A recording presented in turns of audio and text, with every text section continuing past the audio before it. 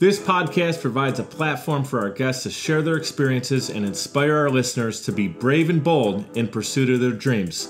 As you listen, we invite you to explore how these concepts apply to your own story. You know what to do. Be great and be grateful. We're mic'd up with Mike DiCioccio. Hey guys, our guest today has a story of astounding resilience and inspiration. She brings unique strategies developed to teach others how to tap into their superpower of resilience and persevere through any challenge. She is a powerhouse of energy on stage with a story that will engage and captivate any audience.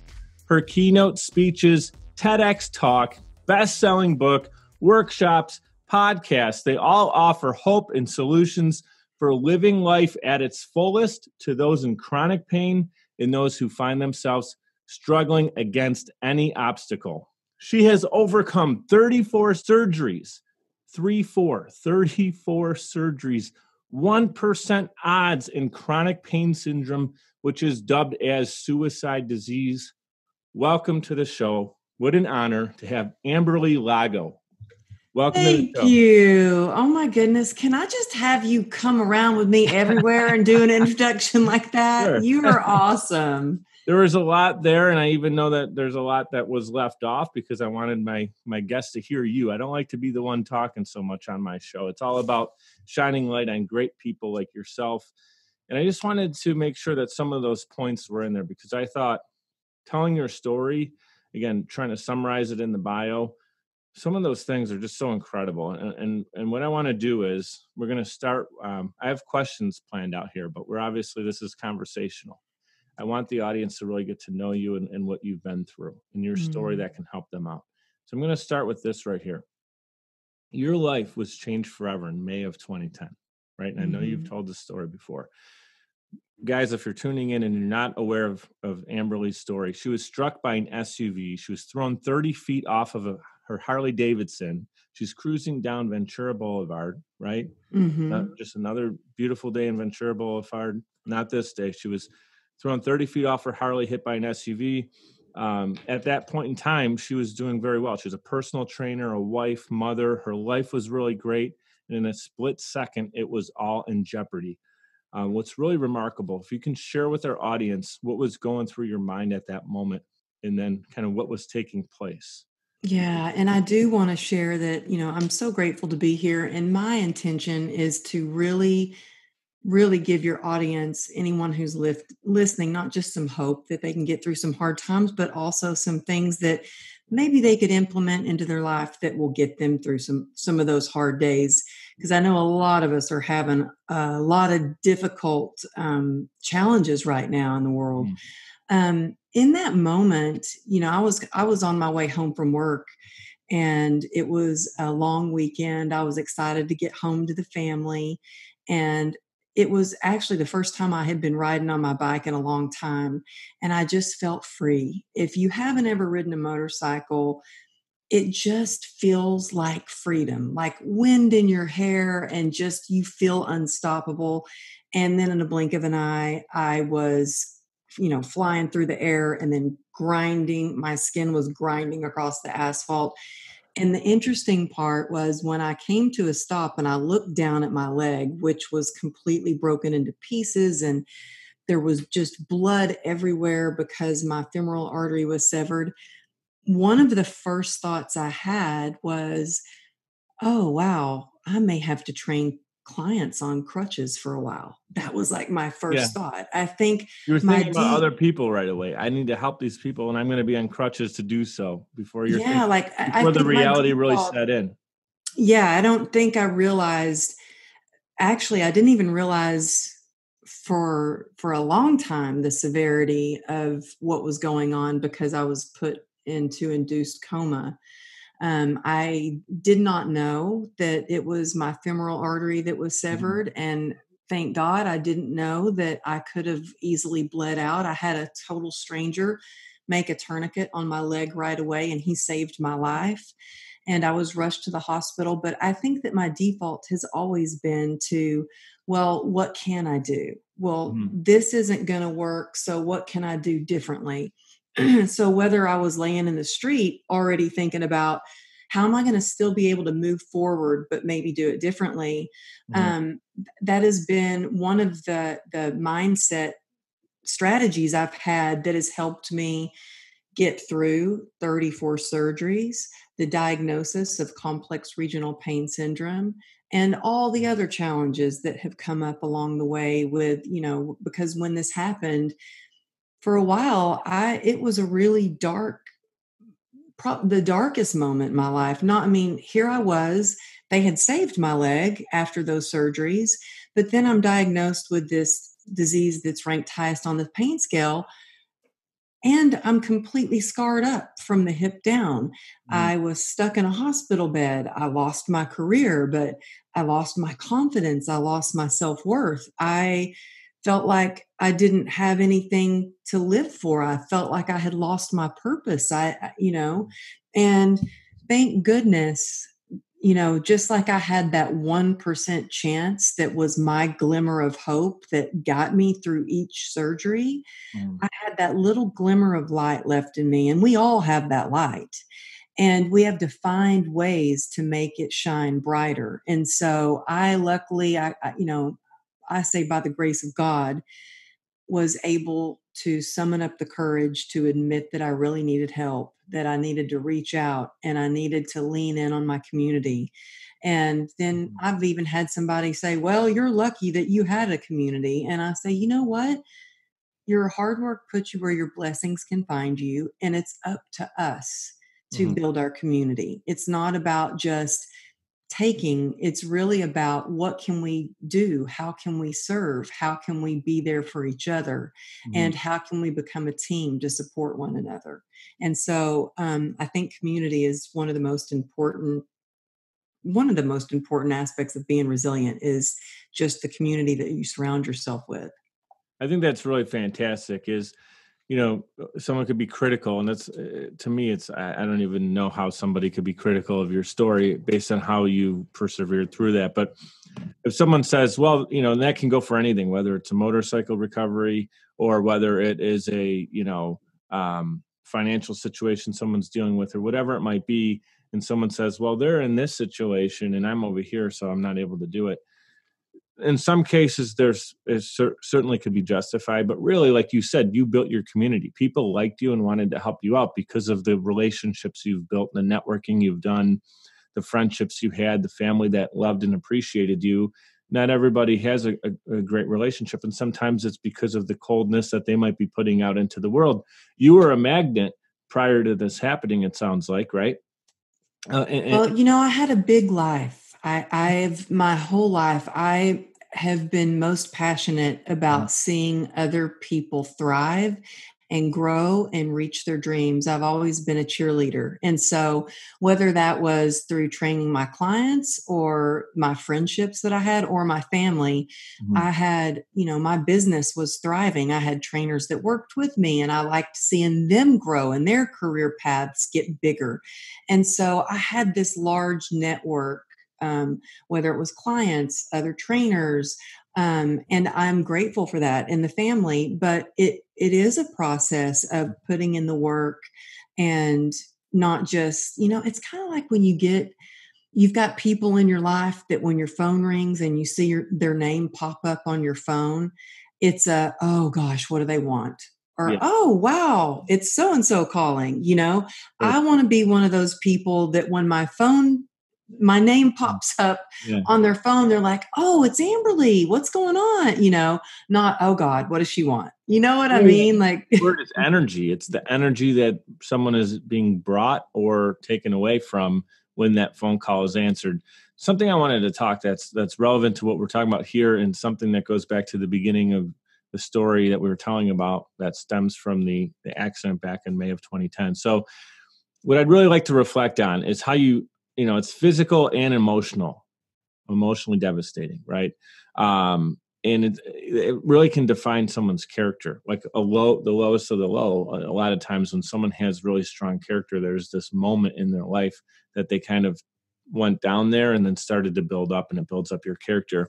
And it's not what happened to you, it's how you respond to it, right? And that goes right back to your book. I have a note here. the title of the book as well, turning tragedy into triumph, right? That's in the title of your book as well. So where does that warrior mentality come from, though? I know you're talking about resilience, but is there something that you can say, like, is it something that you think we all have, or growing up, did you have this like very tough warrior mentality? Tell us about that. Well, I think we all have resilience within us, just like we all we're born with the same, muscles. But if, you go to the gym and you work out, you're going to get stronger and you're going to develop those muscles and gain strength. The same with resilience. If you don't use those, tangible tools to tap into your resilience, Mm-hmm. you're not going to have as much. And when tragedy strikes, or when something really unplanned that's not so great comes along, you might have a harder time getting through those things. So I think that my upbringing, I was taught if I wanted something, then I had to work for it.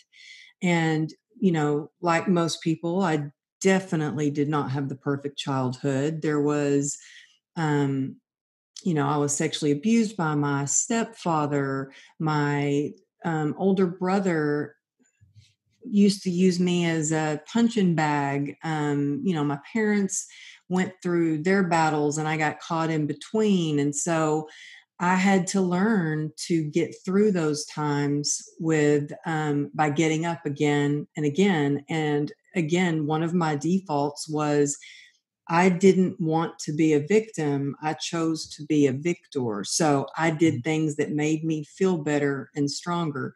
Now, people can grow up in the same household and choose completely different paths. And I'm going to share something with you it's really hard for me to even talk about sometimes. But, my baby brother sits on death row in Texas because he grew up in the same household. There was not a lot of, there were some bad things that happened, but his outlet was, back then, drugs and alcohol, which led him down a road of despair and eventually to where he sits today.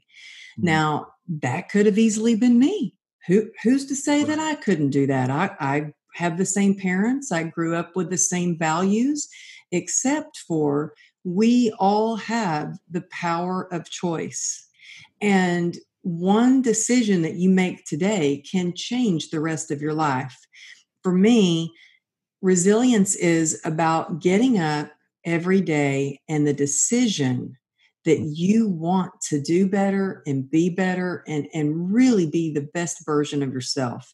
And that takes perseverance, that takes grit, it takes dedication, and it takes getting up every single day, especially for anyone who's living with chronic pain. And, look, 34 surgeries, that number even seems like a lot. Like sometimes I can't, that took years to get through 34 surgeries, but that was easy compared to having to wake up every day and live with the constant chronic pain.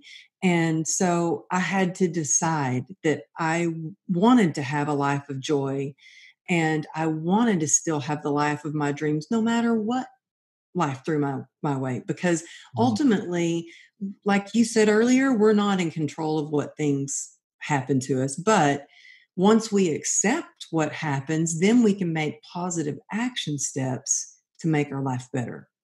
Yeah. And it's so much has to do with the mind, right? And I know that from studying you and preparing for this, that you're so strong with your mindset. And actually, one thing I wanted to bring up here and have you share with us is, for a long time after the reconstructive surgeries, now many of those 34s were kind of like procedural things, like reconstruction, I'm guessing, right? I don't like to assume, but is that kind of what's happening? They were trying to... Some of them were like 12-hour surgeries. Oh my God. And a lot of them were long surgeries where I was like under anesthesia. Let's put it this way. I only count the surgeries where I was put under anesthesia. Yeah. So I don't count the ones where they, had to slice the back of my toes and release all the tendons because they did. I was like, don't put me under anesthesia, just numb the area. So I don't count those. Yeah, I only count the ones where I was put under. I don't do well with needles, surgery, blood. I am the weakest person when it comes to that. I don't like growing up. We'd be flipping through the stations, and there was that one station I always played surgeries, and I would probably like pass out just seeing it for half a second. So I can't even imagine. I can't even picture it in my head. So well, I used to be that way too, but you have no choice. You have to get. I really did. I used to be scared of giving blood. Now I'm just like, yeah, here, go ahead. Yeah, it's amazing though, because it's perspective. You put it in perspective. But what I'm trying to say is, once you had all those reconstructive surgeries, I heard you say this, you weren't, it was a confidence thing and a pride thing. Like, you were not comfortable with how your leg looked, obviously. Oh, let's just keep it real. I hated. Yeah, you hated the way you looked. You said that, right? Yeah. So one doctor was working with you, and you said like he put your leg kind of up. He was looking at your leg, but he was looking at it in a way of being prideful of the fact that it's still there. You still have use and function of it. I'll have you talk about that. And then also he was looking at it. I don't want to put words in his mouth or your mouth, but there was a moment where you saw him actually reveling in the fact that this is amazing. This is a blessing, and not something to be like ashamed of. Yeah, ashamed of. It's hard for me to put words on it because it's so emotional. But yeah, can you tell us when you had that moment when you finally were like, hey, this is what it is, and I love my leg? Yeah, well, I mean, as shallow as this sounds, and it's very caught up in the ego, that I was, my whole life being an athlete and a professional dancer, and then moved on from that to being a fitness trainer and doing infomercials and fitness videos, and I was sponsored by Nike. And so my whole livelihood and world was based on how I looked. Yeah. And I was hired for jobs based on my physical appearance and what I could provide as far as, exercise or performance, dancing. And so after this, I was like, wow, I mourned the fact that I didn't look the same. Like I felt so, I'm deformed. My leg's deformed. It's all metal. It's all scarred. People think maybe I've been in a burn accident, or, my toes don't move, my ankle's fused. And on top of all of that, it gives me so much pain that I actually went into the doctor and I was like, okay, we need to just go ahead and amputate it. I need you to just cut it off. And he's like, well, we can't do that because you have this nerve disease and it could make it worse. But the way the doctor looked at my leg when he put my leg in his lap, he's the one that did the surgeries that saved my leg when other doctors were like, no one would touch it. They're like, let's just cut it off. And he was like, literally a 1% chance of even saving it, right? And so he looked at it and he looked at it like, wow, this is my masterpiece. When no one else said this could be done, we saved it. Look at this. And it gave me a perspective shift in, wow, if he can look at it that way, maybe I can too. And so that little by little, I thought, well, maybe I can start to change the way that I look at my leg. And from that day forward, I started to view my leg differently. I started to view those scars as what I had survived instead of look how ugly I am. Mm-hmm. So I started to view my whole body differently instead of like, look, I'm not getting any younger. And instead of beating myself up and going, oh my gosh, look at, one part of my body that I don't like, or I just accept it for, look at what my body can provide for me. Look at what my leg can do. I can walk. It can carry me places. When I was told I'd be wheelchair bound forever, I'm walking. When I told I would never be able to run again, I can chase after my daughter. I might not be able to run the way I used to, but I can still run. And so I think that if there are parts of you that you don't love or you're not proud of, that you can look inward and start to go, well, but what does it do for me? What does this provide for me? How can I be grateful? And I think that when we can learn to be grateful, Mhm. it really is life changing. And I really think gratitude is alchemy. It changes what we don't have into what we do have, and it changes what we can't do into what we can do. And so, gratitude is something that I practice every day. I wake up every morning with gratitude, and I go to bed every night with prayers of gratitude with my daughter, and we talk about it. One thing that I have, it's my sign off on my show. And did you notice it in the emails that we exchanged? Be great and be grateful. I did notice that. I Yeah. love that. I do the same thing, and sometimes I kick myself if I forget to do it right away, and then maybe in between a phone call or an assignment, and I just stop what I'm doing, whatever tasks I got going, and I'll get right back to gratitude. And it's an amazing feeling when when you mean it. You can't just say, "Oh, I'm glad the sky's blue today and the sun's out." You have to actually feel it and be appreciative of that, opposed to a horrible day, and really reflect on it. And I'm so glad you said that. You said something really key. You're like, I stop Hmm. and you focus on that gratitude. Right. And that is what it's all about. Like it is not just something that comes easily some days, especially when you're going through hard times. And I mean, for me, it helps. I have an accountability partner and we write to each other every morning. And some mornings I have to go, okay, no, what am I really grateful for today? Like, Mhm. what it bigger than I have a roof over my head or the sky's blue, like really dig deep and feel that, write it down and share it with someone. You have a gratitude journal. I saw that right on your website, and what's pretty cool is it popped up on there, and I have it as a question here to talk about that. So, tell us about the gratitude journal, and also right now in this moment, I'm going to ask you to reflect on three things you're most grateful for. Well, the gratitude journal, I'm always trying to think, what can I give as a resource? What can I offer? So, whether it's through my blogs or my podcast or resources on the website, I was like, I want to give something that I use every day. So, it's a downloadable gratitude journal. Mhm. And you know what? Let me just see what I wrote this morning that I'm grateful for. I mean, I'm obviously really extremely grateful to be sitting here with you through everything that's going on in the world, that you took the time to talk with me. So I told you I write to an accountability partner every Yeah. morning. While you're Um, checking that, I'm going to take an opportunity. You can follow Amberly Lago. First of all, check out her website. It's amberlylago.com. AMBERLYLAGO.com. She's on Instagram, Amberly Lago Motivation, and also her book, True Grit and Grace. You can find that at True Grit and Grace. And on Twitter, she is at Amberly Lago.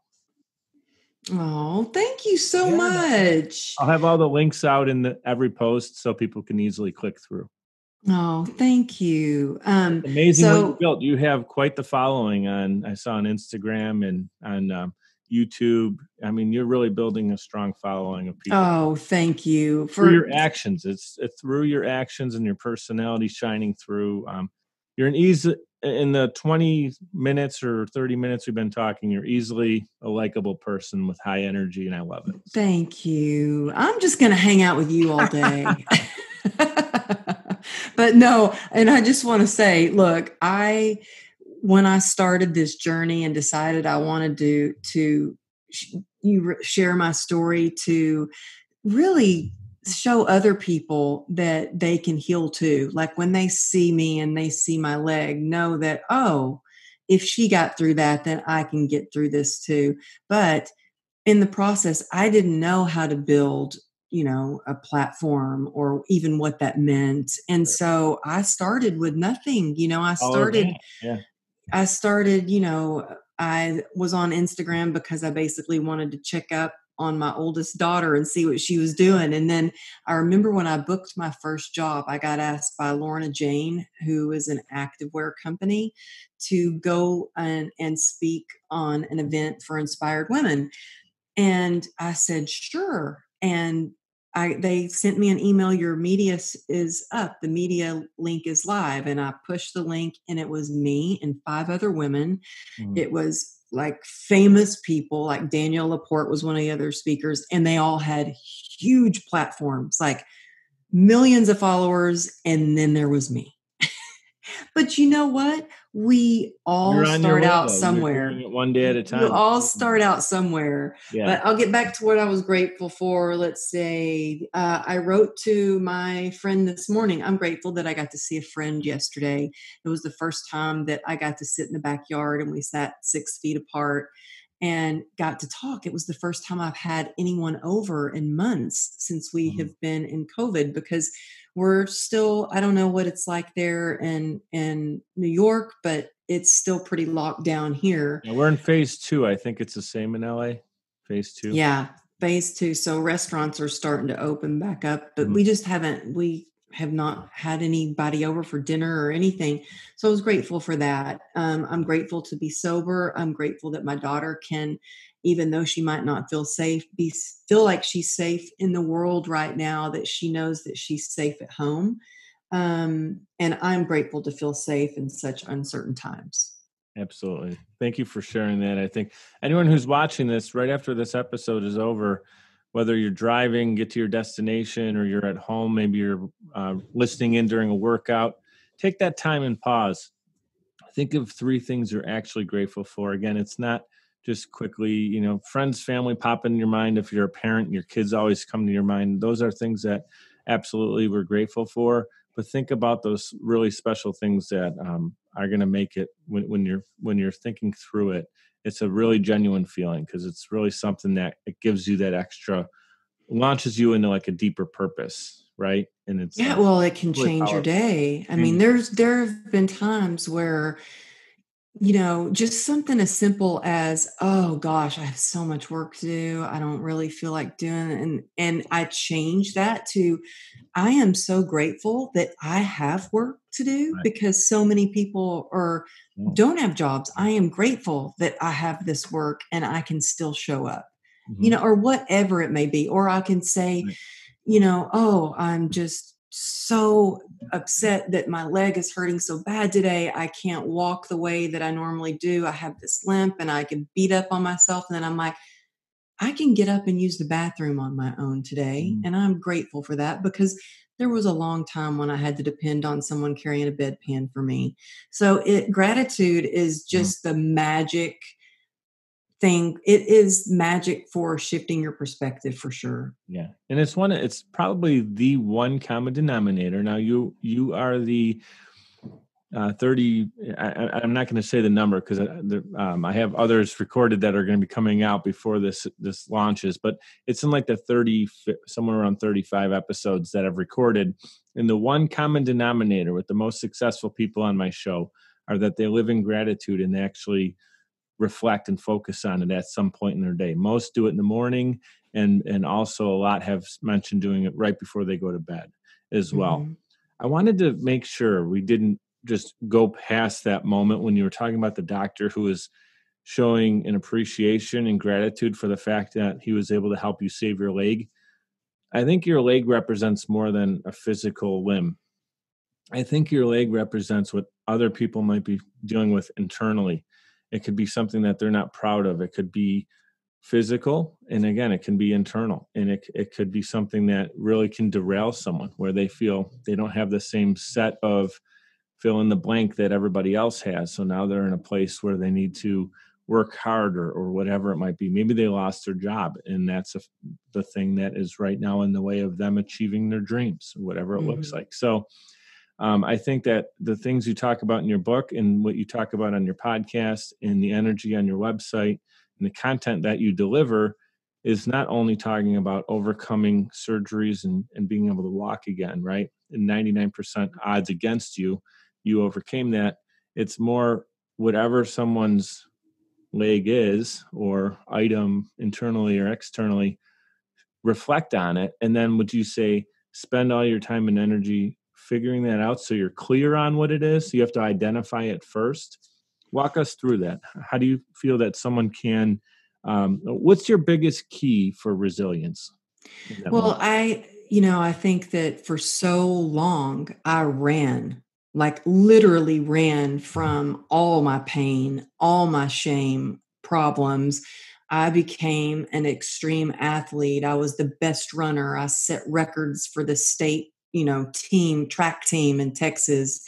And it wasn't until I was stuck in a hospital bed and couldn't even stand up or use the bathroom on my own for months at a time did I realize that I wasn't dealing with any of these things, any of my problems, or any of the pain. And the thing is, pain demands to be heard. We can stuff it down and stuff it down. We can try to numb it out. And I think a lot of times what people do is they will, you know, become an overachiever like I was, or an extreme athlete, or they shop, or they go through, dating a ton of men or women, Sure. or they become alcoholics or drug addicts or whatever, or they just use a lot of alcohol or drugs to try to numb out. It's like to fill a void almost, but it's you're filling it Mhm. with something else, and it's not the right thing, but it's still And I did that. I mean, I numbing did that. I tried to do that. And the thing is, it always comes up. It will show up in your work, it'll show up in your health, it'll show up in your relationships if you aren't dealing with what's going on. And so I think we really have to be gentle with ourselves as we let those things rise up. And I think really the how you become resilient is first by acceptance. And so I think that when we can really just learn to accept and take a look, and when I say accept, I don't mean that, oh, I just have to accept that sure. I'm just not good at this or that. We have to look at what it is. Maybe I should Mhm. say that. So if we look and address what's going on and really learn to embrace it, then we can take those action steps to go, okay, what is one thing I can do to move me closer to where I want to be? Because everything we do is either working for us or against us. And I mean that with everything that we eat, everything that we do throughout the day, every relationship we have, what we decide to do is either moving us closer or it's setting us further. And I think of that Yeah. even, when I've I'm, heard it mentioned that it's energy. It's always there's energy. Everything is energy. My microphone is energy. My cup of coffee here is energy. Our bodies are, of course, energy, and it's Mhm. not stagnant. There's something giving off a vibe, positive, moving you forward, negative, moving you backward. Right? Exactly, exactly. And so I think that resilience starts with acceptance. Mhm. It takes a willingness to get up every day and decide that you look, no one was going to walk for me. People ask me, well, how'd you learn to walk again? I decided that I was going to do it different. When I had a doctor that said, it's going to take you 2 years to walk again. I said, well, maybe they just don't know me very well. Maybe it's not going to take me 2 years. Yeah. And maybe it's going to take me only 4 months to be able to walk with crutches again. Who knows? But I think that we have to be our own advocate for what we're doing, whether it's our Mhm. health, whether it's our business, and not get caught in this in labels that people give us. Think outside the box. And I love being the underdog, or I love when someone tells me you can't do something, Mhm. because I told my husband that the other day. He told me I couldn't. He's like, "Oh, you can't do it. You're not going to be able to do that." And I was like, "Oh, don't you know me by now?" Maybe that he was trying to get you to do it, and that was his tactic. maybe. You should tell him like, "Hey, you can't throw the garbage out and do the dishes tonight. I know you can't do that, so you're not going to be able to do it." Oh, that's funny. Here's something. Again, watching your TEDx as well. Absolutely phenomenal. Thank And you, it's hard to thank you. summarize everything you've been through in the 15 to 17 minutes that you get in a TEDx talk. You did a really nice job with that. I was shocked to learn that 1 out of 4 people live with chronic pain, Mhm. CRPS. It's also, as I mentioned, called the suicide disease. What a title for it, right? You've overcome, you mentioned sexual abuse, divorce in the past, right? Share with our audience your thoughts on naturally overcoming the level of depression that can lead to suicidal thoughts. I know that's a really heavy question. If you can kind of walk us through it. Well, I think it's really important right now because I have clients that I'm seeing that have not had depression, Mm. and they're like, I'm feeling really blue. I'm feeling like I'm not exercising as much. I'm not, and with what's going on in the world, and we're not able to be together in community in our communities like we were. We aren't able to go to the gyms. We can exercise at home and move our bodies, but we're not able to do a lot of the things that we could do. And so a Mm. lot of people are experiencing really sad thoughts or even depression with what's going on in the world right now. And so I was look in the hospital. I had every doctor tell me you're going to need to be on an antidepressant. And I was like, no, no, no. Every doctor. I mean, I even went into my gynecologist for a checkup, and he's like, you're going to need to be on an antidepressant. And so I tried for about 3 months with about 3 different prescriptions that I Mhm. threw up every day. And I finally, and they kept saying, well, your body, you'll need to take time to get used to it. My body completely rejected the Wow. pills. And so they didn't work for me. And I I remember say thank God that they did. Honestly, that's how what I feel personally. I know I'm not saying to go against doctors. Don't take that wrong, but I always look naturally first, right? I wanted to do to natural, and I Mhm. said, well, if I can just work out, I know I'll be okay. And at this point I was on like 11 prescription medications, Right. and so I thought, okay, and I was really a wreck. I mean, I was a mess, and I thought, okay, I'll try. They didn't work for me. I ended up getting off cold turkey off of every medication, just Mm. stopped taking everything. And um Were your I kids did. I don't mean to dive into a whole nother thing, but just to put our audience and myself in the perspective of this, you were married to your current husband at this time, right? Mhm. He also was at the scene of the accident. I remember you sharing that in the story, right? Years He later. got there. He got there a little later. He got there not long after. And how old were your children when you were going through this? 2 and 13. Wow. Okay. I didn't know you were Yeah, 2. 2-year-old. Okay. So you're Yeah. going through all these surgeries, procedures, doctors telling you need to be on 14 different medicines, including the 11 you're already on, and do this and that, right? I mean, I'm just throwing numbers out there, but you were on many different things and trying to cope with a quality life while your husband was helping you, I'm sure. He also is a successful business person. Is that true? He is a lieutenant commander with Okay. the California Highway Patrol. Okay, yeah. So he's working full time doing that, right? So I just wanted to put this in perspective as you're going into these appointments and they're telling you you're going to need to do this, and you Like, I have you have mean, a 2-year-old at this time. and I had a 2-year-old, and I mean, I really looked. It was shocking the way that I looked. I looked like I had been in a war. Yeah. I people would look at me and gasp because of the just how bad I looked. And so when people would see me, they would be like, "Oh, dude, you're going to need some help." And so my mindset was my whole life, I knew what exercise did for me mentally. And you move your body, you move your mind.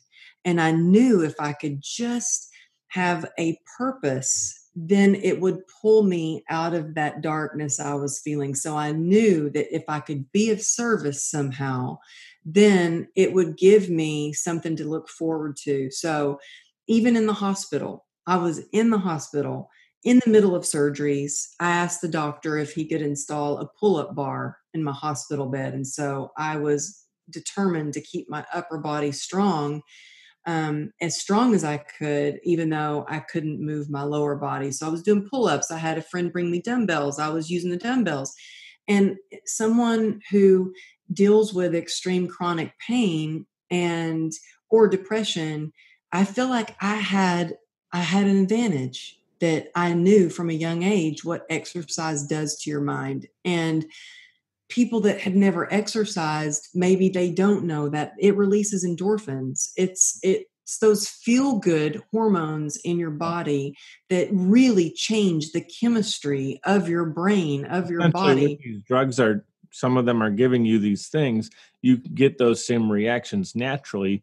Endorphins is a key one that, it's an elation. Dopamine, Dopamine. Yeah. endorphins, and all those things that Mhm. literally change the chemistry. And I knew that going outside, I knew if I could just get outside and Mhm. feel the sunshine and be in nature, the closest thing that I could get to nature was finally being able to sit up in my wheelchair and being pushed outside to feel the sun. And that was, I had tears running down my face when I felt the wind through my hair, Mhm. because I was like, okay, I'm going to be okay. So I think sometimes it's so important with everything that can be so crazy that's going on. And now that we're on Zoom more than ever, Sure. because we are not going to our office yet.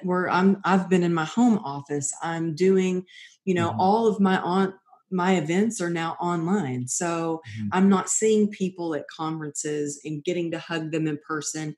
And so I think it's important to take a break from all of that. And one of the things that's the hardest for me is rest.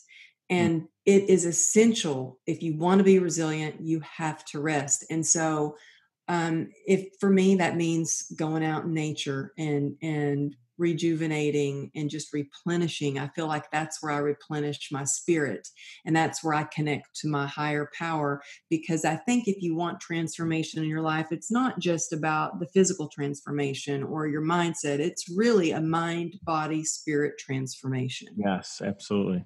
Completely agree. A lot of those R words come: renew, revitalize, rejuvenate, Mm-hmm. reflect, right? It's those pause and just be moments. Mm-hmm. And I find myself having a hard time doing that too. I like to read every day. I do not read right now every day, and it bothers me that I don't, because Do you feel distracted? oh, totally. I'm like a squirrel, man, and I'm way out. Something Mm-hmm. email, text. I get really distracted. Even when I have in my calendar read, I find myself going either to check social media and make sure that I'm following up with people that are coming through. And then a half hour goes by and I'm like, I'll do it in another half hour. And it becomes 1 o'clock in the morning. And then I start sometimes reading and I'll pass out. Um, Mm-hmm. and I just say that because I know reading isn't, you're actually talking about just be one with nature, which is a whole nother level. But to me, reading is that moment where I step away and it's like, I'm going to learn something new. And I'm also turning off everything digital. I actually like to hold Mm-hmm. a physical book and just sit back and I learn do something too. new. I Feels read good. every It's good for the morning. soul, right? Hmm. But I Yeah. also think it's important to just be still, Sure. or just let your mind be, not have anything, because I'm constantly, reading, listening to podcasts, scrolling through and seeing what different thought leaders are posting about current events, and you get a ton of email. I mean, it's nonstop. And so sometimes I think that it's really important for us to just be in the moment and take a break from everything. And so we have time to listen to what our heart and our soul is trying to tell us. Yeah. And I think Sometimes that's it's important crying too. out for us to listen and we're not listening. And boy, let me tell you, the universe has a funny way of making you listen. I am stubborn and don't listen. And I feel like I have to be slapped over the head sometimes, literally, by the universe before I will listen. I'm 100% Italian. I have that stubbornness too, where I kind of get in my own way, and I'll get knocked off, and I'm like, oh, I was supposed to do that, and it was here. I was thinking about it, I just didn't do it. Yeah. We were just talking about podcasts. We talked about books, inspirational content. Where do you go for that? You can list off some of your favorite books, and if I can tag them, I'll do that. And maybe where do you go for your inspirational content? Well, Brene Brown is my favorite author. I love Mm, Brene Brown. Right now, I'm reading one of Deepak Chopra's books, and it's reinventing the body, resurrecting the soul. mm, I love the Four Agreements. I love listening to podcasts where I'm learning something or just getting inspired. A dear friend of mine has a brand new podcast out, and I love him. We did a conference together, and his name's Trent Shelton. He's got a new podcast. My friend Okay. Erica Lippy, Trent Shelton, was he an NFL player? Yeah. Yeah, I And saw. he was actually a guest on my show as well, but he's Mhm, awesome. mhm. Got such a good heart. I Yeah. mean, just love him. Um, but there's so many good ones out there. I love my friend Erica Lippy has one. I love your podcast. Thank you. I love Brandon Burchard. I love Mhm, Marie Forleo. I really like hers because what I like about it is she, I feel so scattered and distracted a lot of times, and she'll give me seriously, she'll do a 10-minute podcast, mhm. a 3-minute podcast Yeah. on, More dissectable in the moment. Yeah. yeah. And Mhm, so it inspires me to do more of that on my podcast because my podcast, I interview thought leaders and give tangible tools for mhm. inspiration. And I would like to do more. I think that we can always learn and grow. And so I am going to be adding more just little bits of how do you get over fear? How do you build your confidence? Or how do I get through the pain? More Or, topical, where it's one topic getting through. mhm, Yeah, that I think that's really smart. Micro content, it's called, and mhm. where someone can digest it in a 5-minute break. Yeah, I know, Mhm. because these are I've been when I started, I thought it'd be a 30-minute interview, and then I had a few people go over, and then I started to No. ask enough questions for an hour. So I had this slated for an hour, which we're getting close. I have a few more questions. This is really strong content that I want to get out to the world. I'm doing my show. Um, it's not. I'm not really looking at this as a business. My show is learning from people like yourself. So there is some self gain there as far as learning through people's experiences and what they can share. But it's really to get that information and reflect it right back to the audience. My mission on the show is to inspire my audience to be brave and bold in pursuit of their dreams. And not everyone on the show is an entrepreneur, right? But that there's some Mhm. entrepreneurs tuning in. There can be athletes. There can be someone that's going through some pain that needs to hear the words that your encouragement today, right? Of how to get through that. So I do have a few more questions, and then we'll be wrapping up soon, and I'll give you an opportunity to add anything that you'd like. Okay. If you can be known for one thing, what would you like that to be? Resilience. Yeah, I definitely feel like, your name and resilience, definitely they're one and the same. It's like that's the first word that comes to me actually when I was looking into your book as well. Can you elaborate on that a little bit? Yeah, I think that I want to be known as, oh, wow, she goes through hard times still every day, but she can get through it. And I want to give people hope that they can get through those challenges too. So maybe I want to be known as the hope dealer, Mhm, but I don't want to just give hope. I really want to give people some tools that they can use and know that their power, they have that superpower of resilience within them. So if mhm, you're listening to this or if you're watching it on YouTube, just know that it is within you, that you mhm, do have the power within you, and you can tap into that sorts of resilience and get through anything. It's not just about it's not the easy answer, I guess, but mhm, they it's easier to cover up things or not deal with them, but we can get through them. The only way sometimes out of a situation is to get through it. mhm. Yeah, right. I mean, there's no secret sauce that you can just, plug this equation in and you're going to get through it. You actually have to. It's like when the math teacher says, show your work. In life, you need to Hmm. show your work. There is no, just Yeah. a math problem and then have the answer. There's no calculator that you can use to get through it. So, Well, I will say though, what helps me get through it is I use something that I came up with that helps me every day. It's called PACER, and it stands for mm, perspective, acceptance, community, endurance, and rest. And those are a lot of the things that we've been talking about. But if you're struggling with something, and this helps me not just get through chronic pain, it helps with anxiety, it helps with my fear, it has helped me with my depression, it's helped mm, me with to stay sober. And if you can do things to shift your perspective by counting your blessings or hunting for the good, if you can, do things to be in acceptance so you can start to make a plan to take action to make your life better, and surround yourself with an inspired, passionate community and work on building your community. And the E part in Pacer is endurance. And that is where you're, I think we could all use a little more endurance to get through the times right now. And that's where passion and your purpose really come into play. And that takes grit.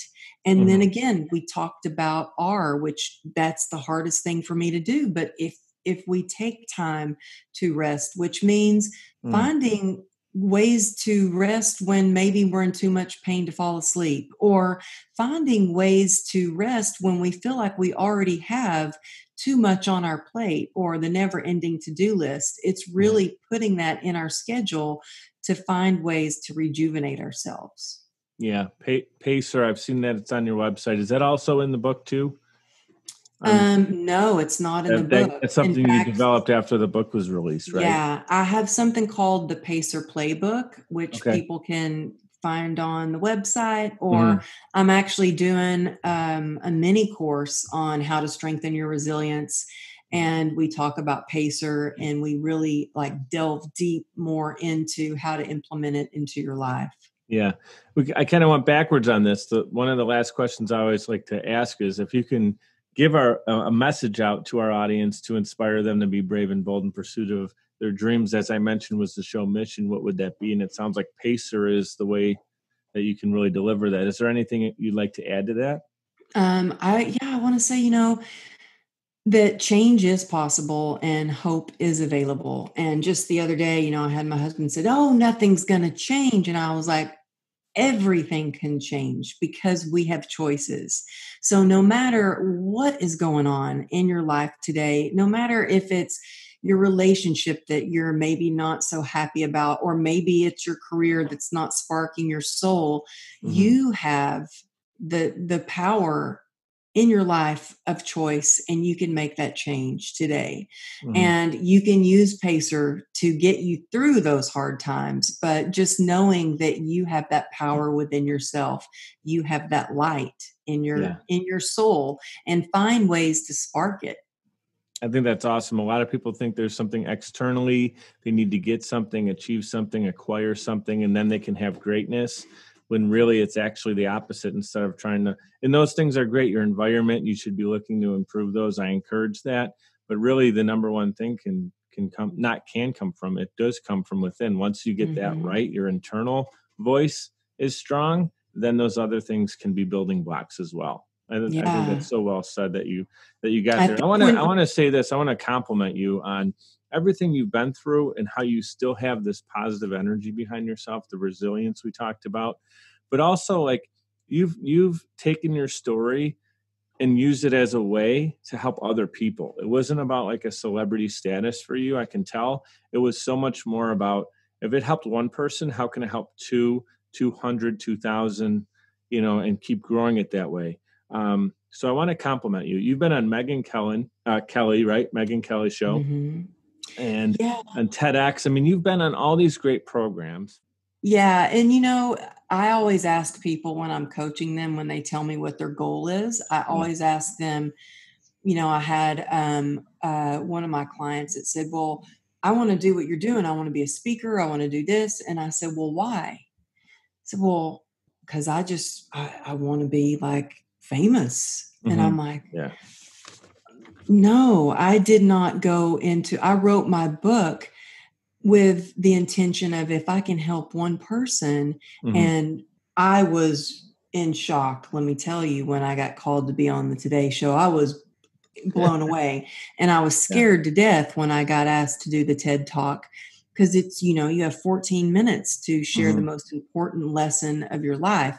But I think that if you think about why you're doing something, then when you're feeling a lack of motivation or anything, that will give you motivation, but it will also almost get you through anyhow, because you're so grounded in your why you want to do something. Yeah, that's so important. I have a whole podcast about that with my guest, Steve Nazarian, who talks about the best why, helping businesses get to that. So that's something I got that to is listen to personal. that. Yeah, check that one out. Also, as I mentioned off camera, I was nominated for Man of the Year with the Leukemia Lymphoma Society. So I'm going to do a little, I'll never apologize for helping out people that need it, that are That's battling blood amazing. cancer. But the number one reason, like someone's going to help me and donate, is not necessarily the organization, what's going on, me. It's the why behind it. It's the stories of my cousin Ben, who's too, battling leukemia, or someone's aunt or mother or whoever it might be that's connected to them, why they would want to help out, right? So with someone overcoming something massive in their life, it's the why behind it that is so important.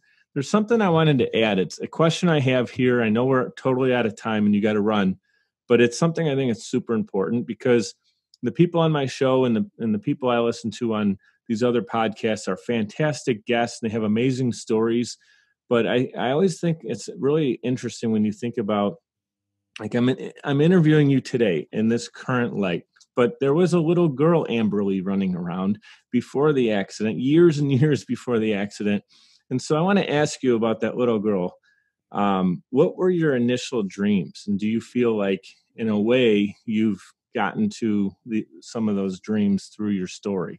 Can you share like what maybe 10-year-old Amberly was thinking about, is like what you were It's going funny for? you asked that, because just yesterday, when I had the chance to sit and talk with my friend for the first time in the backyard, we were talking about goals and Mhm. aspirations, and I said, when I was 8 years old, I knew that I wanted to move to California and be a professional dancer. Dancing Yeah. just made me so happy.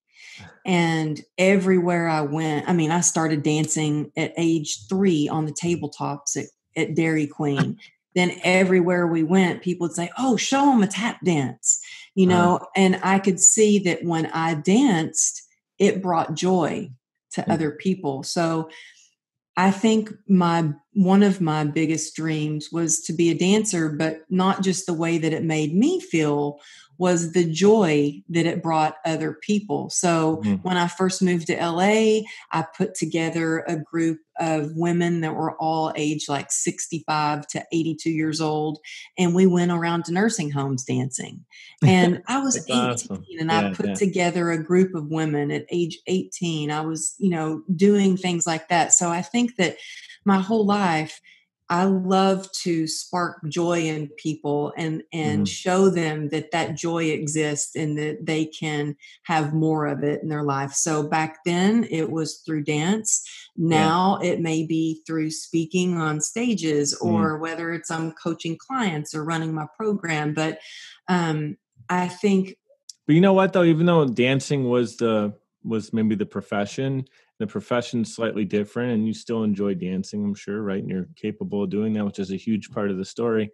But it was that you like to see people happy. So when you're 18 and you're going to a nursing home, you saw those residents were so, like, they lit up with joy, and that brought you happiness. So whether it was mhm, 8, 18, or your current age, it's all about bringing other people happiness. That's part of your why, right?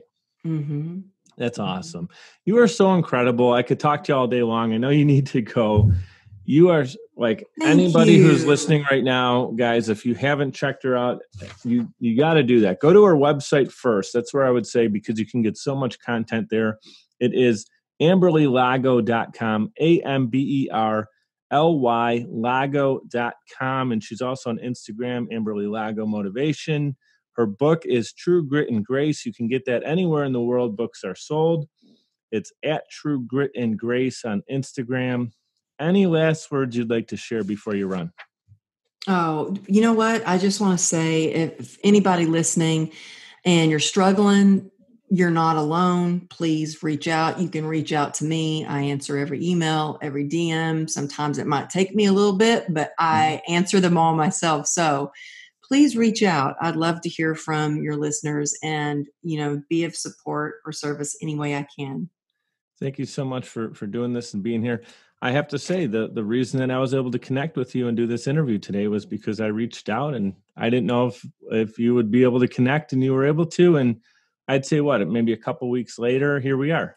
Yeah. Thank you. Amazing. Thanks again for having me on the show. Yeah. Thank you so much. Enjoy the rest of your week. And you guys know what to do.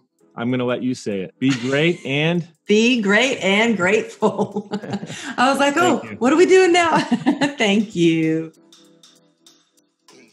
I love you guys and thank you so much for tuning in. Check out more show notes and information on each episode at mikeduppodcast.com, MIKED uppodcast.com.